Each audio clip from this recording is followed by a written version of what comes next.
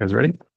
Yeah. All right. Good afternoon, everyone. We're going to call the meeting of the Historic Preservation Commission to order at 4:01 p.m. Spencer, not to put you on the spot, but can you help us with roll call, please? Commissioner Collum, Here. Commissioner O'Neill, Here. Chair Rodriguez, Here. Vice Chair Barlow, Commissioner Pizel, Here. and Commissioner Rath. We have Commissioner Smith Crivello absent today. Staff present today are Planning Manager Hill and myself, Recording Secretary Argenbright. Information on participating in this meeting and providing public comment, including remotely by Zoom or telephone, is on this meeting's agenda, which is online at monterey.gov/agendas. Remote commenters will be muted until it is their turn to speak, and a timer will be shown on the screen. If you are connected on Zoom, the timer is accurate with no delay. In the chamber, we recommend keeping phones and devices muted to prevent audio interference with the meeting. Thank you for participating in your city government. Thank you very much, Spencer. I'm going to open it up for the consent agenda. We have two items, which consist of approval of field trip minutes on August 11th and August 14th for the meeting. I'm going to ask, I don't see any members of the public present right now, but I'm going to ask Spencer if there's anybody online that would wish to comment on the consent agenda. There are currently no attendees online. All right. I guess since there are two distinct items, I think we need to do two motions. It depends on if there's votes for both. You can do it all in one motion to approve the entire consent agenda. If for any reason someone doesn't want to act on one of the items, then you can split it into two. Thank you very much. I'll try with the most efficient one first. Do we have a motion to approve the minutes of August 11th, 2025 field trip and August 14th, 2025? I don't know if the link is broken for the August 11 minutes, but it shows item not there. I'm not putting these at August 11 minutes. That's just a minute. That should be in your packet, but yes, I think you are correct on the iSearch link. It was not pulling up a separate document for that those minutes. Okay, with that, then we can just then I would recommend that we not act on the August 11th minutes since they weren't made available to the public, just for procedural clarity. And then we can just simply take a motion on the August 14th minutes and we'll bring the 11th back. All right. Yes. Can we just correct a minor thing? We did the field trip at Larkin, not Lark Street. They say it's minor, I know, but Nope, we'll make that correction before it comes back before the commission. Yeah, thank you for pointing that out. Absolutely.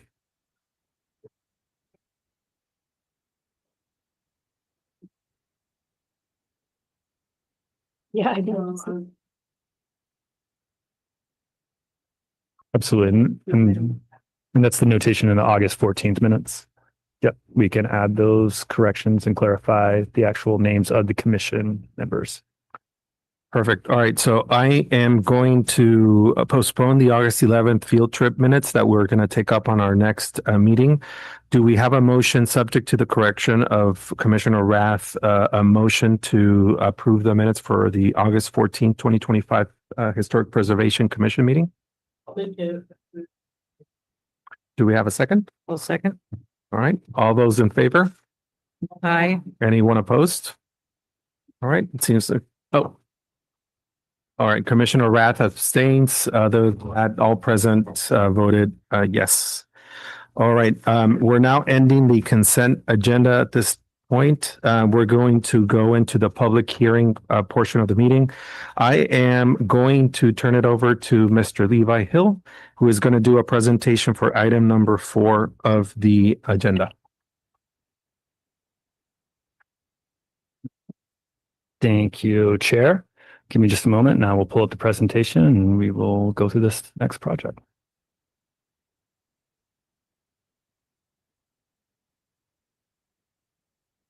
Okay.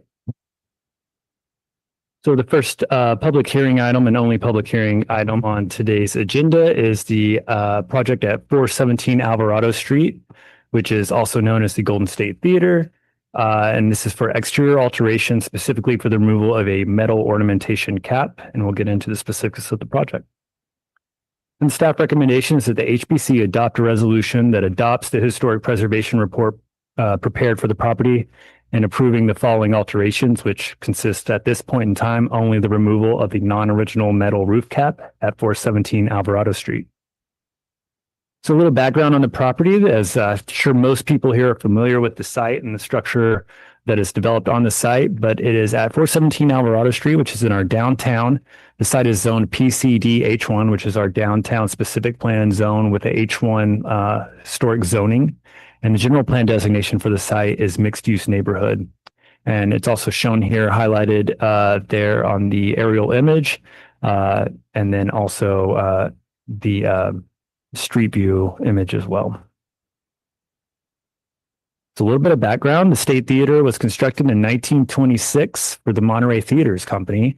The first historic survey of the State Theater was completed as early as 1977 as a part of a comprehensive survey of historic resources for the downtown and the city of Monterey. And by the year 2000, the State Theater was listed in Monterey's historic master plan and was noted as a H-zoned property at that time. Recently, Mr. Igor Garvik has acquired the property and has retained architectural historian Margaret Clovis to provide consultation for some long-term rehabilitation efforts that the new owner plans for the property. And we'll discuss those a little bit more in detail in a moment. So as I just mentioned, Margaret Clovis was retained by the owner to prepare a historic preservation report for the proposed alterations. And it's a rather high-level historic preservation report that was prepared to analyze the long-term rehabilitation measures that's planned for the structure. I'll note that the subject application for the historic permit is for a much narrower scope of work than what the historic preservation report includes, and that the actual permit before you today is only for a portion of that work and is for only the removal of the metal ornamentation cap. But you probably saw in the report that was a part of the packet and included a lot other of exterior restoration and work planned for the structure to take it back to its original facade and original appearance. But drawings are still being prepared for that additional work. So at this time, all that's being included in this historic permit is the cap removal until we have more plans to bring before this commission.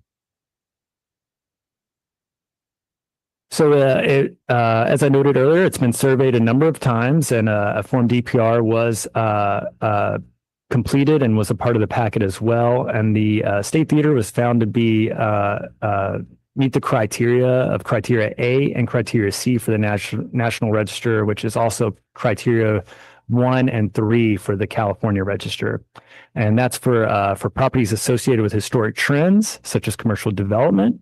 And then criteria C is for architecturally significant properties, and notes here that what the period of significance for this property would be, which is 1926 to 1966, which is includes the date of the construction up to when the first floor was remodeled to the extent that it lost integrity. So a little bit about the specific project before you today. In August of 2025, the applicant applied for a historic permit to remove the non-original metal ornamentation cap that was installed on the subject building in 1934. And the Associated Historic Preservation Report, as noted earlier, analyzed the proposed work for consistency with the Secretary of Interior standards for rehabilitation. So the 1934 sheet metal crown or cap was built on top of the original curvilinear parapet to support a very large sign shown here on this slide that was attached to the theater's facade. That sign was removed by 1948, but the metal crown remained, although it no longer served the purpose or function of providing that structural support for the sign. So the goal of the project applicant is to remove that cap that no longer serves the purpose that it originally did, and the goal of bringing the appearance of the building back to its original appearance as close as possible. So this slide shows, and kind of have to look pretty closely because of the blending of the coloration and all the curvilinear shapes on the sheet metal cap. But this slide kind of depicts a Photoshop image of what the building will look like without the cap. And then, of course, on the left there is shown how in its existing configuration.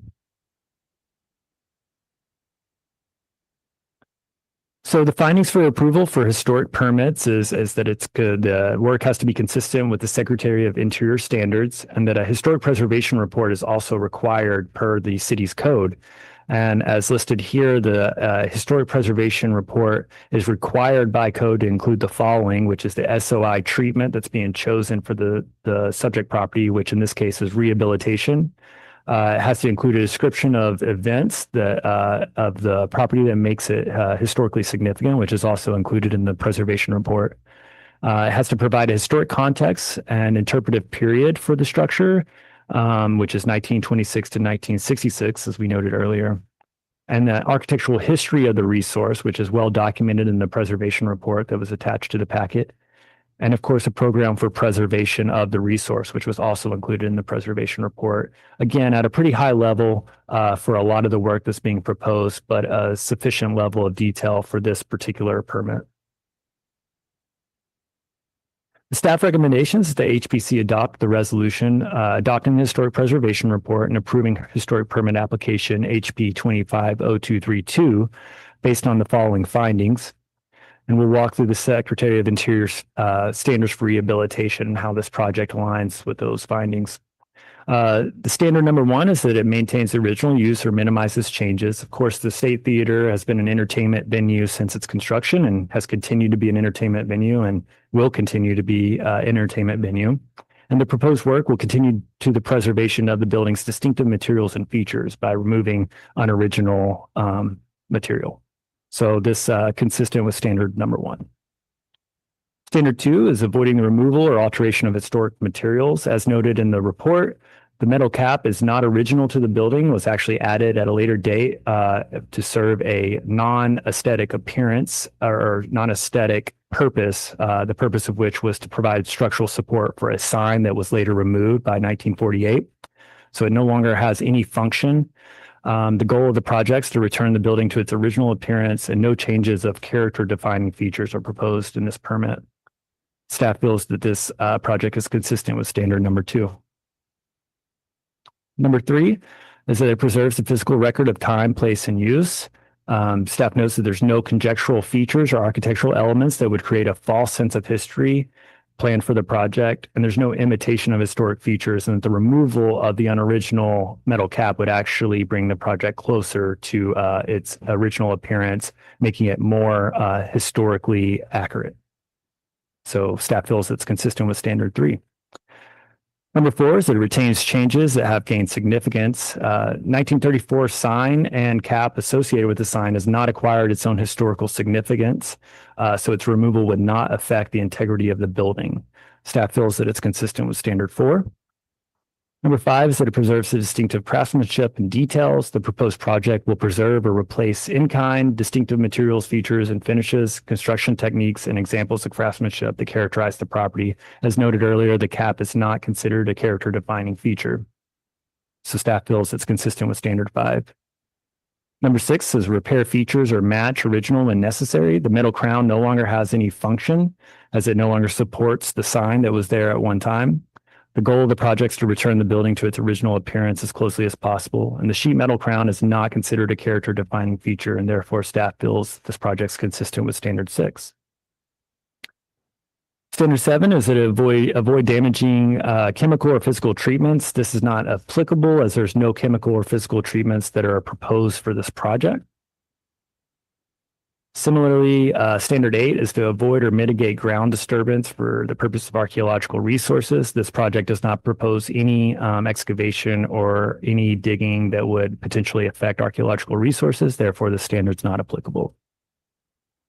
And number nine is that there's a differentiation between new and old and compatible with historic features.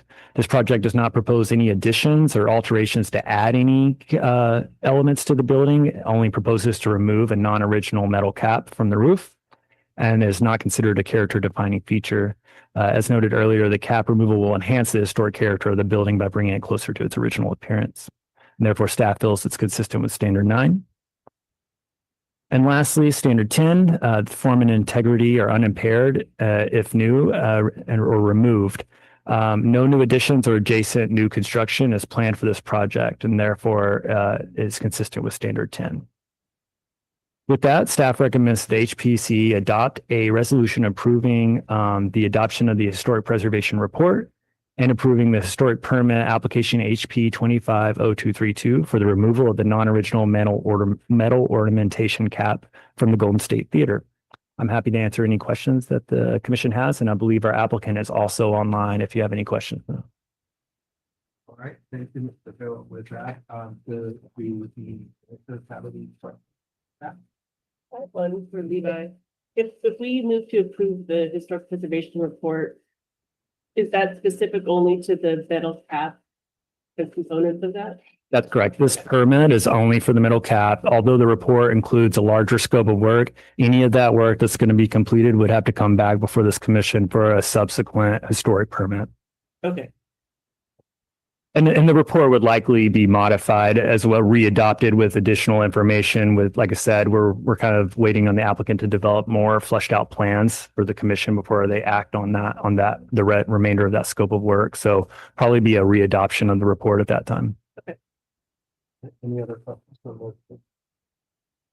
I have some questions related to how the structure is attached to the building.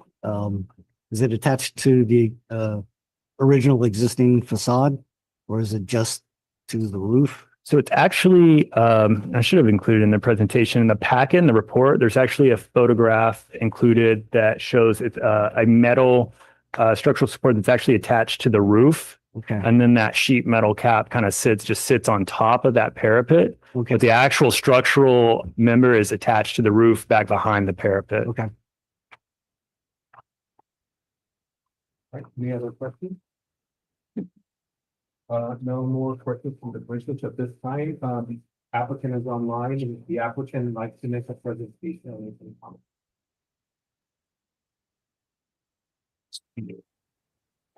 Am I through there? We Oh, can, there we go.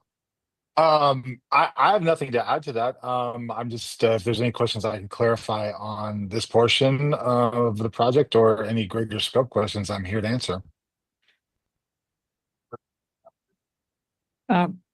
I was just wondering if there would be any photographic display maybe on the phases or through the years what the State Theater has been through. So, you know, for the people, old Montereyans, they're going to see a new old State Theater facade, and it would just be interesting, I think, for people going to the theater to see maybe a photograph of what it looked like and a little interpretation. Just the thought. And we actually have a scale model that was built by Martin Schmidt on site that shows as close as humanly possible, recreated from images and photographs, what the 1926 version of it was. And that's kind of the scope that we've worked off of since we acquired the property, of lining it up to kind of replicate that model in reality. Good. Will there be any pictures of this ginormous marquee that says State Theater as part of your presentation? Sorry, maybe I'm not understanding what you're asking of me. You've got a model of the original. Do you have anything of the, I'll say 1945 theater that has this large marquee that was taken down? I mean, yeah, we have photographs of the theater through the years on display in the theater, in the stairwells and stuff like that. So yeah, we have versions of it going through the years for sure. Okay, that was my question. Got it. Okay, sorry about that. you take documentation. of Yeah. The changes Yeah, for the public to see. yes. Any other questions for the applicant? No, well, thank you very much. I don't see members of the public present, but I'll ask you, Spencer, if there's any members of the public online that might wish to make a comment. see, there are no attendees currently online with their hands raised, but I will remind them that information on how to participate remotely by Zoom or telephone is found at monterey.gov/agendas. If you are joining by telephone, dial *9 to raise your hand and *6 to unmute. And there are still no attendees with their hands raised. All right, thank you. So I will close the public comment phase of this presentation. and open it up to if they have any comment. We just make sure you got your mic on.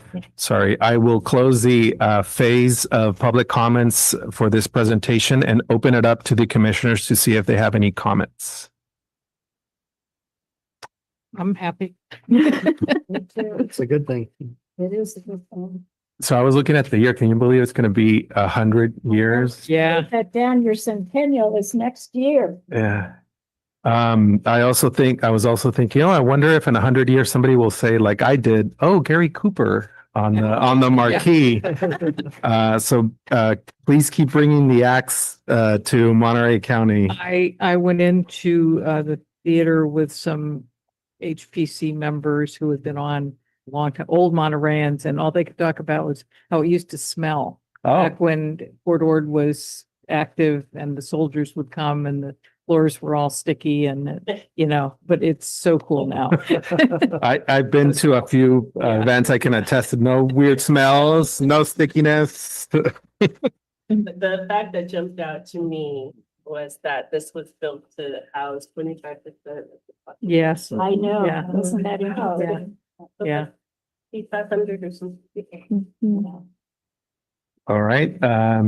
Thank you to the applicant for preserving the historic nature of our community and our theater.